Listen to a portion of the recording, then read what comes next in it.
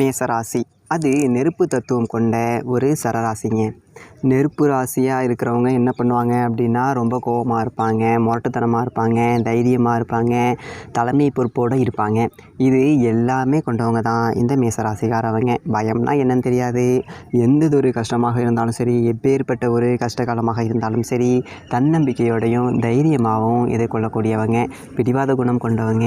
கொஞ்சம் பணம் இருந்தாலும் சரி, அது தனக்குன்னு சொல்லிட்டு எடுத்து வைக்காமல் மற்றவங்களுக்கு அசால்ட்டாக செலவு பண்ணிக்கிட்டு போயிட்டே இருக்கக்கூடியவங்க. செவ்வாய் பகவான் ஆட்சி, சூரிய பகவான் உச்சம், சனி பகவான் நீச்சம். இதுதான் வந்துட்டு இந்த மேஷம். இன்னொரு முக்கியமான விஷயம், தனிப்பட்ட முறையில் ஜாதகம் பார்க்க இந்த வாரத்துக்கான அப்பாயின்மெண்ட் ஃபிக்ஸ் பண்ண சொல்லி நிறைய பேர் கேட்டிருந்தீங்க. நாம் கண்டினியூவாக இப்போலாம் வீடியோவில் கொடுத்துட்டு தாங்க இருக்கோம்.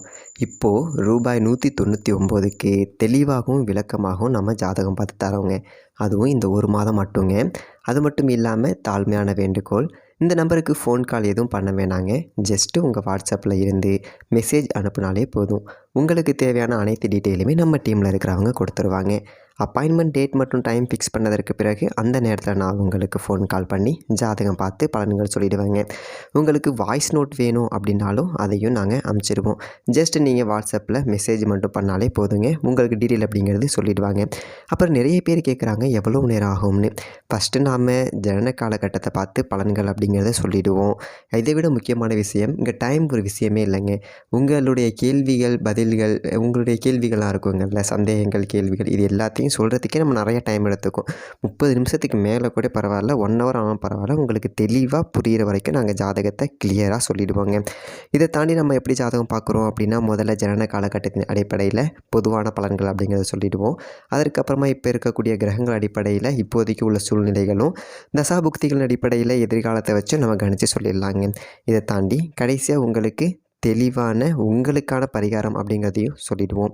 இதில் இருந்தே உங்களுக்கு எல்லா டீட்டெயிலும் கிடச்சிரும். கடைசியில் ஜாதகம் இல்லைனாலும் ஜஸ்ட்டு பிறந்த தேதி, நேரம், பிறந்த இடம் மட்டும் சொன்னாலே போதுங்க. நாங்கள் உங்களுக்கு ஜாதகம் பார்த்து பலன்கள்ங்கிறது சொல்லிவிடுவோங்க. நீங்கள் ஜஸ்ட்டு வாட்ஸ்அப்பில் ஒரு மெசேஜ் மட்டும் பண்ணாலே போதுங்க. உங்களுக்கான எல்லா டீட்டெயிலும் சொல்லிவிடுவாங்க. சரி, ஓகே, வாங்க இன்றைக்கான வீடியோக்குள்ளே நாம் போகலாம். செவ்வாய் பகவான் அதிபதி. மேஷத்துக்கு பொறுத்த வரைக்கும் 3 நட்சத்திரங்கள் இருக்குது.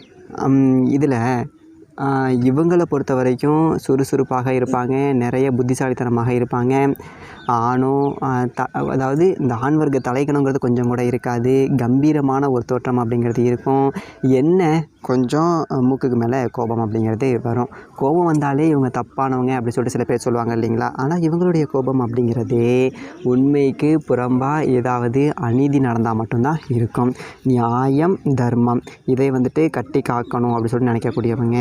நிறைய பணம் சம்பாதிப்பாங்க. குடும்பத்தை வந்துட்டு ரொம்ப சந்தோஷமாக பார்த்துக்கணும் அப்படி சொல்லிட்டு நினைக்கக்கூடியவங்க. தான் எவ்வளோ கஷ்டப்பட்டாலும் பரவாயில்ல, சேமிக்க தெரியாது. இப்போ முன்னாடி சொன்னேன் இல்லைங்களா, 10 ரூபா இருந்தாலே அசால்ட்டாக மற்றவங்களுக்கு செலவு பண்ணிட்டு போயிட்டே இருப்பாங்க. தனக்கு சாப்பாட்டுக்கே வழி இல்லைனாலும் மற்றவங்க சந்தோஷத்துக்கு குறைவில்லாமல் இருக்கணும் அப்படிங்கிறதுல உறுதியாக செயல்படக்கூடியவங்க. இப்பேற்பட்ட இந்த மேஷம் ராசிக்கு பார்த்துருப்பீங்க, அடி மேலே அடி, அதாவது இந்த சொல்லுவாங்க இல்லைங்களா, மத்தளத்துக்கு 2 பக்கமும் அடி அப்படிங்கிற மாதிரி அடி மேலே அடி வாங்கி மறுத்து போயிருக்கிறீங்க. அட இவ்வளவு தானா, இன்னும் அடி பரவாயில்ல அப்படிங்கிற மாதிரி ஆயிடுச்சு நம்மளுடைய நிலமை. இப்படிப்பட்ட கஷ்டத்தில் வாழ்ந்துட்டு இருக்கக்கூடிய இந்த மேஷத்திற்கு இனி உயிர் மட்டும்தான்டா மிச்சம், இனி வந்துட்டு என்கிட்ட வந்துட்டு இழக்கிறதுக்கு ஒன்றுமே கிடையாது அப்படின்னு சொல்கிற நிலையில் தான் இப்போ நீங்கள் இருப்பீங்க.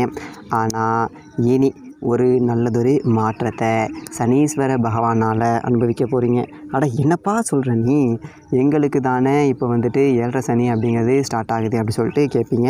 உண்மைதான், அதுக்கான விளக்கம் அப்படிங்கிறத நான் சொல்கிறேன். 2025 சனி பகவானுடைய பெயர்ச்சி அப்படிங்கிறது மார்ச் மாதம் 29ஆம் தேதி நடைபெற போகுது. இந்த சனி பெயர்ச்சி அப்படிங்கிறது ராஜ யோகத்தையும் கொடுக்கும். சனி பகவான் அப்படியே பெயரை கேட்டாலே பயப்படணும் அப்படிங்கிற அவசியம் கிடையாது. 9 நவகிரகங்களுடைய வலிமையான ஒரு கிரகம் யார் அப்படின்னாக்க சனீஸ்வர பகவான் தான். அப்பேற்பட்ட அந்த சனீஸ்வர பகவானோட இந்த மார்ச் மாதம் மேஷம் ராசிக்கு எப்படி இருக்கும் அப்படிங்கிறத பற்றி தான் இன்னொரு வீடியோவில் நாம் தெளிவாகவும் விளக்கமாகவும் பார்க்க போகிறோம். அது மட்டும் இல்லாமல் மேஷராசிக்கு இந்த மாதத்தில் ஏகப்பட்ட கிரக மாற்றங்கள் அப்படிங்கிறது இருக்குது. அதாவது கிரகங்கள் எல்லாம் அப்படியே ஒன்றோட ஒன்று கூடி போய் மீனம் ராசியில் பெரியதொரு கிரக சேர்க்கை அப்படிங்கிறது இருக்குது. முக்கியமான கிரகங்கள் எல்லாமே மீனம் ராசியில் குரு பகவானோட வீட்டில் கூட போகுது. இந்த மார்ச் மாதம்னு பார்த்தீங்க அப்படின்னா குரோதி வருடம் மாசி 17 சனிக்கிழமை கும்ப லக்கணம் திருதியில் பிறக்குது. அப்போது இந்த மாதத்தோட கிரகநிலைகள்னு பார்த்தீங்க அப்படின்னா சூரியன் கும்பராசியில் இருக்கார், 15ஆம் தேதி மீனம் ராசிக்கு போகிறாரு. செவ்வாய் மிதுன ராசியில் பலம் அடைஞ்சிட்டார். புதன் மீன ராசியில் இருக்கார், 18ஆம் தேதி வக்ரகதியில் பின்னோக்கி கும்பம் ராசிக்கு போகிறாரு. சுக்கிர பகவான் மீனத்தில் உச்சம், குரு ரிஷப ராசியில் இருக்கார்.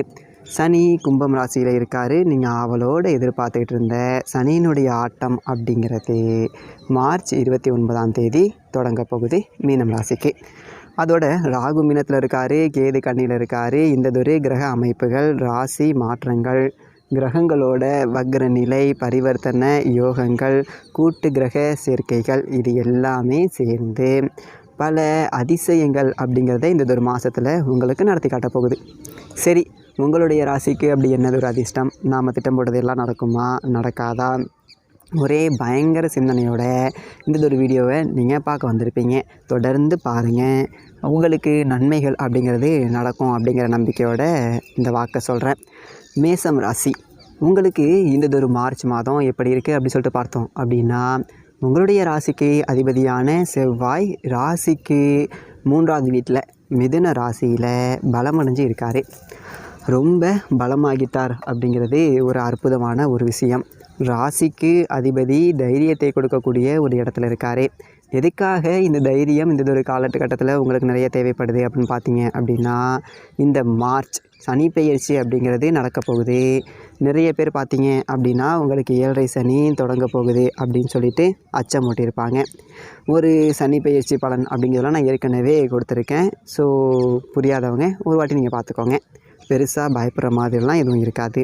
இதை நிறைய பேர் பயமுறுத்துறதுனால இந்த மார்ச்சை பார்த்துட்டு நீங்கள் ரொம்ப பயந்துருக்கீங்க. அதோட இந்த மாதத்தில் பார்த்தீங்க அப்படின்னா முதல் 15 நாளைக்கு கும்பம் ராசியில் ராசிக்கு 11ஆவது வீட்டில் சனியும் சூரியனும் சேர்ந்துருக்கிறாங்க 15 தேதி வரைக்கும். இப்போது இந்த ரெண்டுமே பார்த்தீங்க அப்படின்னா பகை கிரகங்கள், ஒன்றோட ஒன்று சேரக்கூடாது அப்படின்னு சொல்லிட்டு உங்களை பயமுறுத்தியிருப்பாங்க. ஆனால் இது லாபஸ்தானத்தில் சேர்க்கை இருக்கிறது அப்படிங்கிறதுனால பகை கிரகமாகவே இருந்தாலும் கூட நன்மைகள் அப்படிங்கிறத கொடுக்கும். குறிப்பாக பார்த்தோம் அப்படின்னா படித்து முடிச்சுட்டு வேலை இல்லாதவர்களுக்கு வேலை கிடைக்கும். பரவாயில்ல, பிள்ளைங்களோட வாழ்க்கை செட்டில் ஆகிப்போச்சு, நம்மளோட பொழப்பு எப்படி கடந்தா என்ன, நம்ம காலம் நம்ம கொஞ்சம் ஓட போகுது, பிள்ளைங்க நல்லா இருந்தால் ரைட்டு அப்படின்னு சொல்லிட்டு ஒரு மன திருப்தி அப்படிங்கிறது உங்களுக்கு கிடைக்கும். அந்த ஒரு வகையில் நீங்கள் இந்த சூரியன் சனி சேர்க்கையை பார்த்து பெருசாக பயப்பட வேண்டியதில்லை. அதோட இந்த மாதத்தில் நிறைய கிரகங்கள் பார்த்தீங்க அப்படின்னா ராசிக்கு 12ஆவது வீட்டில் வருது. நான் ஏற்கனவே கிரக அமைப்புகள் அப்படிங்கலாம் சொல்லியிருப்பேன். அதனால் விரய செலவுகள் அப்படிங்கிறது கொஞ்சம் கட்டுக்கடங்காமல் தான் இருக்கும். ஆனால் அதை பார்த்து நீங்கள் பெருசாக பயப்பட வேண்டியது கிடையாது. ஏன்னா வரது எல்லாமே சுபவிரய செலவுகள் அப்படிங்கிறதாகத்தான் இருக்கும். பயப்பட வேண்டாம். உங்களுக்கு குரு அற்புதமான ஒரு இடத்துல இருக்கார். ராசிக்கு தனஸ்தானத்தில் இருக்கார். குரு இந்த மாதம் முழுக்க அங்கே தான் இருக்க போகிறாரு. அப்படிங்கிறதுனால ஒரு பக்கம் செலவானாலும் கூட இன்னொரு பக்கம் வருமானம் அப்படிங்கிறது வந்துக்கிட்டே இருக்கும். பரவாயில்லடா, ஏதோ காசு இருக்கிற பக்கம் ஒரு 10 ரூபா செலவு இருந்துச்சு, காசு இல்லாத நேரத்தில் செலவு கடங்காரனாக்கமாக போணுச்சு அப்படிங்கிற மாதிரி சந்தோஷப்பட்டுக்கலாம். அதே மாதிரி பார்த்தீங்க அப்படின்னா ஏகப்பட்ட கல்யாண பத்திரிக்கை கிடக்கும், ஏகப்பட்ட சுப நிகழ்ச்சிகள், ஏகப்பட்ட கிரக பிரவேசம், இது எல்லாமே வீட்டை சுற்றி பத்திரிக்கையாக குமியும். எப்படா காலிங் பெல் அடித்து கதவை திறந்தாலும் யாரா அது அப்படின்னு பார்த்தா ஒரு பத்திரிக்கையை போட்டு சொந்தக்காரங்க தான் நின்றுட்டுருப்பாங்க. அச்சையோ, இவங்களுக்கு அவ்வளோ செய்யணுமே, இவங்களுக்கு இவ்வளோ செய்யணுமே, இவ்வளோ செஞ்சுருக்காங்களே, பதிலுக்கு இவ்வளோவாக கூட்டி செய்யணுமே, ஒரு மோதிரம் கொடுணும், ஒரு பவுன் விற்கிற விலைக்கு இந்த நேரத்தில் மாட்டுதே, இது இப்படியெல்லாம் உங்களுக்கு தோணும். ஆனால் இது எல்லாமே நாம் வாங்கினதை செய்ய போகிறதே இல்லை, செஞ்சோம் அப்படின்னா நாளைக்கே அது நமக்கு சேமிப்பாக திரும்பி வரப்போகுது அப்படிங்கிறது தான் அர்த்தம். அதனால் அதை பார்த்து நீங்கள் பயப்பட வேண்டியதில்லை. செவ்வாய் உங்களுக்கு அதற்குண்டான ஒரு தைரியம் அப்படிங்கிறத கொடுப்பாரு, கவலைப்பட வேண்டாம். அதே மாதிரி பார்த்தீங்க அப்படின்னா மாதம் தொடங்கும்போது மீனம் ராசியில் புதன் இருக்கார். கொஞ்சம் பார்த்தீங்க அப்படின்னா விரய செலவுகள், கல்வி சார்ந்த விரய செலவுகள் அப்படிங்கிறது செய்கிற மாதிரி தான் இருக்கும். இருந்தாலும் இது ஒரு விபரீத ராஜயோகம் அப்படின்னு சொல்லலாம். ஏன் அப்படின்னா புதன் யார் அப்படின்னா உங்களுடைய ராசிக்கு 3க்கும் 6க்கும் அதிபதி. அப்போ மறைவிடங்களுக்கு அதிபதியான புதன் 12ஆம் இடத்துல மறைகிறார் அப்படிங்கிறது ஒரு விபரீத ராஜயோகம். மறைந்த புதனால் நிறைந்த தனலாபம் அப்படிங்கிறது உங்களுக்கு தெரியும். அப்போது வர செலவுக்கு தக்கன வருமானம் அப்படிங்கிறது வந்துக்கிட்டே இருக்கும். பிள்ளைங்கள ஒரு பெரிய காலேஜில் சேர்க்கணும், அடுத்த கல்வி அப்படிங்கிறது என்ன அப்படிங்கிறத நோக்கி பயணம் செஞ்சுக்கிட்டே இருப்பீங்க. பிள்ளைகளுக்காக செலவு பண்ணக்கூடிய ஒரு மாதம் அப்படின்னு சொல்லலாம். அதே மாதிரி சுக்கிரன் உச்சம் மீனம் ராசியில். சுக்கிரன் யாருன்னு பார்த்தீங்க அப்படின்னா உங்களுடைய ராசிக்கு தனஸ்தானத்துக்கும் அவர் தான் அதிபதி. உங்களுடைய ராசிக்கு சப்தமஸ்தானம் 7வது வீட்டுக்கும் அவர் தான் அதிபதி. அவர் போயிட்டு 12வது வீட்டில் உச்சம் அடைஞ்சிருக்கிறாரு பரிவர்த்தனை யோகத்தோட. ஏன்னா குரு வீட்டில் சுக்கிரன் வீட்டில் குரு அப்படிங்கிறப்போ 12லேயே இருந்தாலும் கூட இந்த பரிவர்த்தனை யோகம் அப்படிங்கிறது உங்களுடைய தொழில் வியாபாரத்தை ஒரு முன்னேற்ற பாதையை நோக்கி அழைச்சிட்டு போகும். பேசாமல் இருந்த தொழில் கூட, ஒரு மந்த நிலையில் கடந்த தொழில் கூட 10 ரூபா சம்பாதிச்சு கொடுக்கும். பரவாயில்லடா, கடையை திறந்தேன், இன்றைக்கி ஒரு 10,000 வியாபாரம் பண்ணேன், ஒரு 1000 ரூபா லாபம் கிடச்சிச்சு, சந்தோஷம். நேற்று மாதிரி கூட இன்றைக்கி இல்லை, இன்றைக்கி நல்லா இருந்துச்சு, பரவாயில்ல, என்ன வியாபாரம் ஒன்றாலும் பிரச்சனை இல்லைப்பா அப்படிங்கிற அளவுக்கு உங்களோட அன்றாட வியாபாரம் அப்படிங்கிறது நல்லாயிருக்கும். அதே மாதிரி உங்களுடைய ஊழியர்கள் உங்களுக்கு நல்ல ஒத்துழைப்போடு செயல்படுவாங்க. சகல விதமான நன்மைகள் அப்படிங்கிறது உங்களுக்கு பிறக்கும். அதே மாதிரி முக்கியமான விஷயம், சனி பெயர்ச்சி. சனி வந்துட்டு இந்த ஒரு மாதத்தோட 29ஆம் தேதி பயிற்சி ஆகிறாரு. உங்களுக்கு 7.5 அப்படிங்கிறது துவங்குது. அப்போது சனி லாப வீட்டில் இருக்கக்கூடிய கடைசி மாதம் அப்படின்னு சொல்லலாம். சனி கொடுக்கக்கூடிய கடைசி வாய்ப்பு அப்படின்னு கூட சொல்லலாம். பொதுவாகவே சனி பார்த்திங்க அப்படின்னா ஒரு 7.5 சனி விரய சனி அப்படிங்கிறத தொடங்க போகிறாரு அப்படின்னா அந்த 2.5 வருஷம் உங்களுக்கு ஒரு கெடுதல் செய்வார். ஒரு விரய சனி, அடுத்து ஜென்ம சனி, அடுத்து பாத சனி. இப்போ இந்த விரய சனியில் விரய செலவுகள் அப்படிங்கிறது வரும். அப்போது அத்தனை செலவுகளையும் சமாளிக்கிறதுக்கான வருமானத்தை கொடுத்துட்டு தான் சனி போவார். நீங்கள் கவலைப்பட தேவையில்லை. அற்புதமான ஒரு வருமானம் அப்படிங்கிறது வரும். நீங்கள் நினச்சி கூட பார்க்க முடியாத ஒரு காசு சேர்க்கலாம். அப்படி ஒரு அற்புதமான நேரம் அப்படின்னே சொல்லலாம். ஏன் அப்படின்னா இப்போது சனி வந்துட்டு லாப வீட்டில் கடைசி ஆட்டத்தை ஆடிட்டுருக்காரு. அப்போது என்ன நடக்கும் அப்படின்னு பார்த்தீங்க அப்படின்னா வராத பணம் எல்லாம் வசூலாகும். ஒருத்தவங்கள்ட்ட வெளியில் கொடுத்து விட்ட பணத்தையே வாங்க முடியல, படாத பாடுபட்டுக்கிட்டு இருக்கேன் அப்படிங்கிறது வசூலாகும். அதே மாதிரி பார்த்தீங்க அப்படின்னா உங்களுக்கு சொத்து பிரித்து கொடுக்கப்படலாம். தாத்தன், பாட்டன், முப்பாட்டன் சொத்து மூலமாக உங்களுக்கு வருமானம் அப்படிங்கிறது வரும். அந்த சொத்தை பிரிச்சுக்கலாம். அதில் ஒரு வாடகை வருமானம் வரலாம், இல்லை அதை விற்பனை செஞ்சுக்கிட்டு ஒரு முதலீடு செய்யலாம். இந்த வகையில் உங்களுக்கு சனி நல்லதொரு வருமானம் அப்படிங்கிறத கொடுப்பாரு.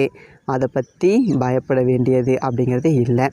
அதே மாதிரி உங்களுக்கு முக்கியமான ஒரு விஷயம் என்ன அப்படின்னு பார்த்தீங்க அப்படின்னா சூரியன் உங்களுடைய ராசிக்கு விரய வீட்டுக்கு வராரு.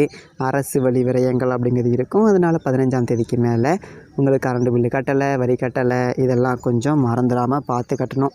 ஏன்னா மார்ச் அப்படிங்கிறது வருஷ கடைசியாக வேறு இந்த கணக்கு வழக்கெல்லாம் பார்க்குறவங்களுக்கு. ஸோ அதனால் வீட்டு வரிலாம் கட்ட வேண்டியது இருந்தது அப்படின்னா கரெக்டாக கட்டி விடுங்க. இல்லைன்னா தண்டமாக அதுக்கு ஒரு கடன் அடைக்கிற மாதிரி இருக்கும். 500 ரூபா கட்ட வேண்டியதுக்கு 500 ரூபா ஃபைன் போட்டு 1000 ரூபாயாக கட்டினண்டா அப்படிங்கிற மாதிரி ஆகிடும். அதில் கொஞ்சம் கவனமாக இருந்துக்கோங்க. குரு பார்வை அப்படிங்கிறது சிறப்பாக இருக்குது, ஒன்றும் பயப்பட வேண்டியதில்லை. குரு பார்வை அப்படிங்கிறது உங்களோட ராசிக்கு 6, 8, 10 இந்த வீட்டிலலாம் விழுகுது. 6ஆம் வீட்டில் குரு பார்வை விழுகுது அப்படின்னா எதிரிகளை வெளில போகிறீங்க, கடனெல்லாம் அடைக்கலாம் அப்படிங்கிற ஒரு அமைப்பை கொடுக்குது. 8ஆம் இட குரு பார்வை அப்படிங்கிறது உங்களுக்கு நிம்மதியான உறக்கம் கொடுக்கும். கவலைப்பட தேவையில்லை. 10ஆம் இட குரு பார்வை அப்படிங்கிறது உங்களுடைய தொழிலை நல்லதொரு வளர்ச்சியை நோக்கி அனுப்பும். மொத்தத்தில் இந்த 7.5 சனி வருது போகுது அப்படின்னு சொல்லிட்டு மிரட்டியிருப்பாங்க. அதை பற்றிலாம் நீங்கள் பயப்பட வேண்டியதில்லை. மார்ச் மாத கடைசி தான்.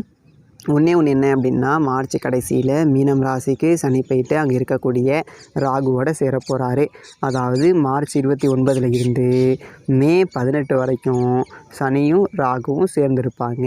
அதுக்கு என்னென்ன பலன் பண்ணணும், அதுக்கு என்னென்ன பரிகாரம் பண்ணணும் அப்படிங்கிறத நான் ஒரு தனியாகவே வீடியோவாக போடுறேன், அதை பாருங்கள். மற்றபடி உங்களுக்கு நல்லது தான் நடக்கும். அதையும் தாண்டி இங்கே பெருசாக இப்போ மேசராசிக்காரர்கள் பெருசாக பயப்படக்கூடிய 2 விஷயம் அப்படின்னா இந்த 7.5 சனி வருதுங்கள்ல அது. இன்னொன்று 7.5 சனியோட ஸ்டார்டிங் அப்படிங்கிறது விரய சனியாக இருக்குங்கள்ல அது ஒன்று. அப்போது நிறைய காசு செலவு பண்ண வச்சிருமா. ஆல்ரெடி நிறைய பேருக்கு கடன் அப்படிங்கிறது இருந்துக்கிட்டு இருக்கும். இந்த கடனை எப்படி அடைக்கிறது அப்படிங்கிறதே தெரியலை. இல்லை இப்போ திடீர்னு விரயம் வந்துச்சு, இல்லை ஏதாவது செலவுகள் வந்துச்சு அப்படின்னா கடன் அடைக்க வேண்டிய இஎம்ஐ காசுலாம் செலவுக்கு போயிருமே அப்படின்னு சொல்லிட்டு நீங்கள் யோசிக்க வேணாம், சரிங்களா. சனி பகவானை பொறுத்த வரைக்கும் அவர் வந்துட்டு ஒரு கர்மக்காரகன், மந்த கிரகம். ஸ்லோவாக ப்ராசஸ் நடந்தாலும் வேலைங்கிறது நடந்துக்கிட்டே இருக்கும். நீங்கள் விறுவிறுக்க வேலை செஞ்சீங்க அப்படின்னாலே சனி பகவானோட பாதிப்பு அப்படிங்கிறது உங்களுக்கு இருக்காது. அது ஒரு ப்ளஸ்ஸு. ஏன் அப்படின்னா சனி பகவான் அப்படிங்கிறவர் விறுவிறுக்க வேலை செய்கிறவங்க, அதாவது நல்லா விறுவிறுக்க வேலை செய்கிறவங்களோட அந்த உழைப்புக்கு அதுக்கான கர்மங்கிறது அங்கேயே கழிஞ்சிரும். அந்த ஊழ்வினைன்னு சொல்லுவாங்கள்ல, அந்த இதுக்கு முன்னாடி பண்ண பாவங்கள் எல்லாம் அந்த உழைப்பில் வர வேர்வையிலே உங்களுக்கு கழிஞ்சிரும். ஸோ அதனால் அதுக்கான பாதிப்பு அப்படிங்கிறதே இருக்காது. இல்லை நான் ஐடியில் வேலை பார்க்குறேன், நான் இப்படி போயிட்டு இந்த மாதிரி வாங்குன்னு இந்த மாதிரிலாம் வேலை பார்க்குறது அப்படின்னு கேட்டிங்க அப்படின்னா, காலையிலேயே விறுவிறுக்க நல்லா எக்ஸசைஸ் பண்ணுங்கள், உடற்பயிற்சி பண்ணிங்க அப்படின்னா நிச்சயமாக அதுக்கான அந்த வேர்வை வர அளவுக்கு உடற்பயிற்சி பண்ணிட்டு அந்த நாளை தொடங்குனீங்க அப்படின்னா அன்றைக்கி நாள் சனி பகவானால் ரொம்ப நன்றாகவே இருக்கும். சரிங்களா? அது மட்டும் இல்லாமல் மேசராசிக்காரர்களை பொறுத்த வரைக்கும் இந்த ஆண்டு சனி பகவானுங்கிறது 2.25 வருஷம் இருப்பார். 2.25 வருஷமும் இதே மாதிரி பலன் இருக்குமா அப்படி சொல்லிட்டு சொல்ல முடியாது. ஏன்னா கிரக மாற்றங்கள் அப்படிங்கிறது இருக்குது. இதை தாண்டி தசாபுக்திகள் அப்படிங்கிறது இருக்குது. தசாபுக்திகள் ஜனனகால பலன்கள்லாம் இருக்குது. இதுக்கெல்லாம் அவங்களோட சொந்த ஜாதகத்தை பொறுத்து கொஞ்சம் மாறும். சரிங்களா? இது வந்துட்டு பொதுவான பலன்கள் தான். ஏன்னா இப்போது தசாபுக்தி பலன்கள், இதை தாண்டி கிரக பெயர்ச்சிகள், மாதம் கிரக பெயர்ச்சிகள் இருக்குங்கள்ல, இதில் பார்த்தோம் அப்படின்னா கோச்சாரம் அப்படிங்கிறதே வெறும் 20% பலன்கள் அப்படிங்கிறது தான் கொடுக்கும். ஆனால் தசாபுக்தி, அதாவது உங்கள் ஜனன காலத்தை பார்த்து தசாபுக்தி பலன்கள் அப்படிங்கிறது லிட்ரலி 75-80% ஒர்க் அவுட் ஆகும். இதை தாண்டி நம்ம என்ன முயற்சி பண்ணுறோமோ அதுக்கேற்ற பலன்கள் அப்படிங்கிறது கிடைக்கும். சரிங்களா? இவ்வளவு தான். ஸோ இப்படி பார்க்கும்போது நீங்கள் ஒரு முறை தனிப்பட்ட முறையில் ஜாதகம் பார்த்துக்கிட்டிங்க அப்படின்னா அதுக்கான பலன்கள் அப்படிங்கிறது நிச்சயமாக உங்களுக்கு கிடைக்கும். சரி, ஓகே. இதே மாதிரி தைரியமாக இருங்க, எல்லாம் நல்லதாக நடக்கும். இதே மாதிரி நல்ல வீடியோவில் பார்ப்போம். நன்றி, வணக்கம்.